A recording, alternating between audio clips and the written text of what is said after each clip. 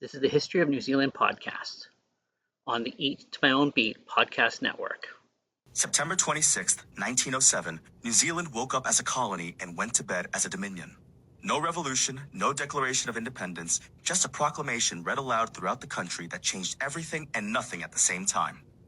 Today, we're exploring the Dominion of New Zealand, specifically how a simple name change became a 40-year stepping stone to independence, why this constitutional evolution was both groundbreaking and completely symbolic, and what this tells us about how nations actually become free. By the end of this episode, you'll understand why New Zealand has no Independence Day and how the most important political transformations sometimes happen in the quietest ways. Let me bring in someone who can help us unpack this fascinating constitutional puzzle. So here's what's wild about 1907. New Zealand basically asked Britain for a promotion and got it. But it wasn't really about gaining new powers, it was about dignity and status. Wait, they asked for it? This wasn't Britain deciding to grant more independence? Exactly. Sir Joseph Ward, New Zealand's premier, went to London in 1907 for an imperial conference and basically made his case. He wrote to the Colonial Office saying New Zealand had well outgrown the colonial stage and deserved the same designation as Canada and Australia. So this was about keeping up with the neighbors? Partly, but Ward had bigger ambitions. He saw New Zealand as the natural centre for the government of the South Pacific and wanted the world to know they weren't just part of Australia. The Dominion title would remind everyone that New Zealand was its own thing. That's fascinating. So what exactly did Dominion mean back then? Here's where it gets interesting. The word comes from Latin dominium, property, ownership, authority. Originally, it meant territory subject to a ruler. Britain's colonies were literally His Majesty's dominions beyond the seas. So it actually implied subordination? Right. But by 1907, Dominion had become the distinguishing label for self-governing parts of the White Empire, Canada, Australia, New Zealand, Newfoundland, and the South African colonies. It was about separating the big players from the small islands. And New Zealand politicians were on board with this change? Mostly, yeah. Charles Major, a member of Parliament, said, "Deep down, there is always something offensive about the term colony." But some thought the Dominion title sounded too grandiose. So how did this actually happen? Was there a ceremony? The Order in Council was issued on September 9th, the proclamation made on September 10th, but it took effect on September 26th, 1907, when it was read aloud throughout New Zealand. That became the first Dominion Day. Read aloud throughout the country? That's quite dramatic for what was essentially a name change. But here's the thing, it really was mostly just a name change. According to the page content, the shift was largely semantic and did not usher in any real transformation. If anything, allegiance to the empire increased. Wait, allegiance increased? That seems counterintuitive. Yeah, Dominion status was described as a public mark of the political independence that had evolved over half a century through responsible government. But New Zealand still let Britain shape its foreign policy and followed Britain into World War I. So, what powers did New Zealand actually have as a dominion? Well, they had domestic self-government that had been established back in 1856, but the Governor-General was still appointed by Britain, still held the official coding ciphers, and still decided what information the New Zealand government could see. So Britain was still controlling the important stuff? Absolutely. New Zealand didn't get the right to conduct its own international trade negotiations until 1923, and they didn't use that right until 1928 when they signed a trade treaty with Japan. That's 21 years after becoming a dominion. So when did New Zealand actually become independent? That's the million-dollar question.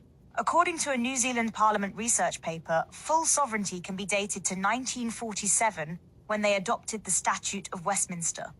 But even that's debated. Debated how? Well, some officials argued they became sovereign when they signed the Treaty of Versailles and joined the League of Nations in 1919. Others point to 1987 when New Zealand unilaterally revoked all residual United Kingdom legislative power.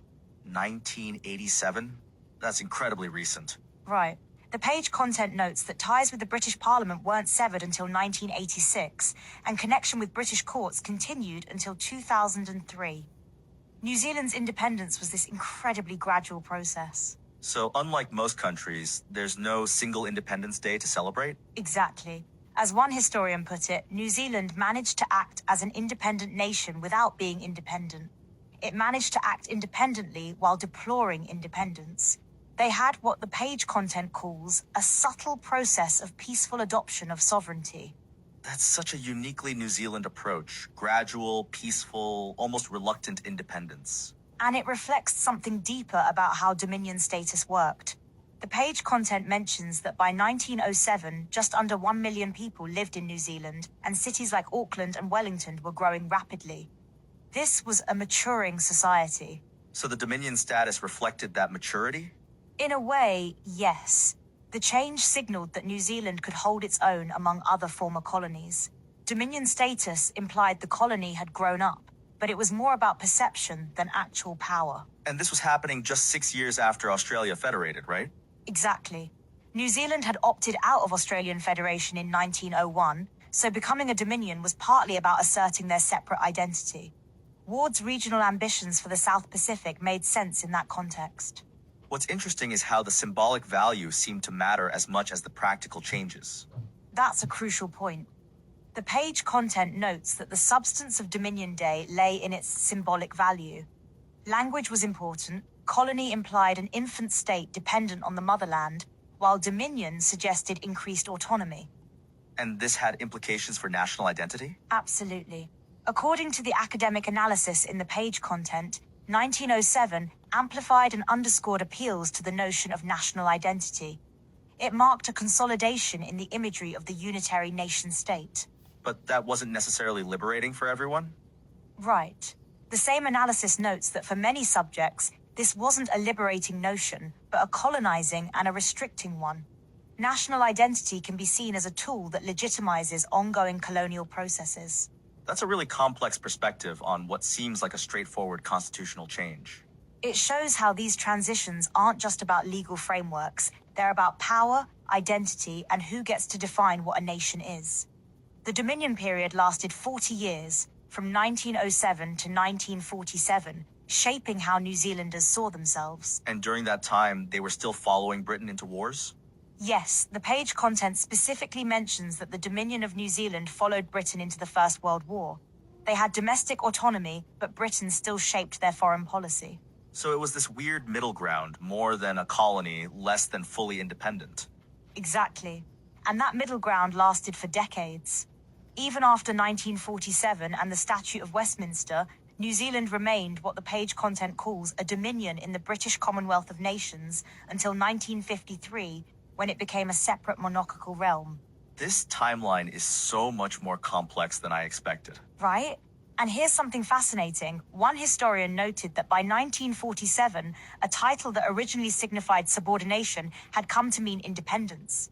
The Indian Independence Act created the dominions of India and Pakistan, clinching this new meaning in law. So the word dominion completely flipped its meaning over time? Completely. From meaning subordination to meaning independence, it's one of the paradoxes of this whole story. The page content calls it one of the paradoxes of our history. What strikes me is how this gradual approach might have actually been more effective than a dramatic break. That's a really good point. The page content mentions that New Zealand achieved self-government and independence through a series of small steps rather than a single large stride. Maybe that stability was valuable. And it avoided the conflicts that often come with sudden independence movements. Exactly. Though we should note that this gradual process was possible partly because New Zealand was already a settler colony with responsible government from 1856. The situation was very different for other parts of the empire. That's an important distinction. This wasn't a universal model for decolonization. Right. The page content notes that Dominion status generally referred to the self-governing white empire. It was a specific path available to specific colonies under specific circumstances. So when we step back from all this, what's the real significance of New Zealand's Dominion period? I think it shows us that constitutional evolution can be just as powerful as constitutional revolution. The Dominion period was this crucial bridge between colonial dependence and full sovereignty. And it demonstrates how national identity develops gradually through these kinds of symbolic and practical changes. Exactly. Even though 1907 didn't grant real constitutional transformation, it mattered enormously for how New Zealanders saw themselves and how the world saw New Zealand. Sometimes perception shapes reality. It's also a reminder that independence isn't always a single moment. It can be a decades-long process of gradually assuming more responsibility and autonomy. And that process continues to shape New Zealand today. The page content notes that as of 1987, New Zealand is a freestanding constitutional monarchy whose parliament has unlimited sovereign power. That journey from colony to dominion to realm to fully sovereign state took 147 years. 147 years. That really puts the 1907 Dominion status in perspective. It was just one step in a much longer journey. But a crucial step. It established the precedent that constitutional change could happen peacefully, gradually, and by mutual agreement. That set the tone for everything that followed. So the next time someone asks when New Zealand became independent, the answer is... It depends on what you mean by independence. But 1907 was definitely when they started calling themselves something other than a colony. And that mattered more than anyone expected at the time. Thank you for listening to the History of New Zealand podcast. We're found on YouTube and anywhere else you could find your normal podcasts. Please like, comment, and subscribe, or find us at www.eattomyownbeat.com.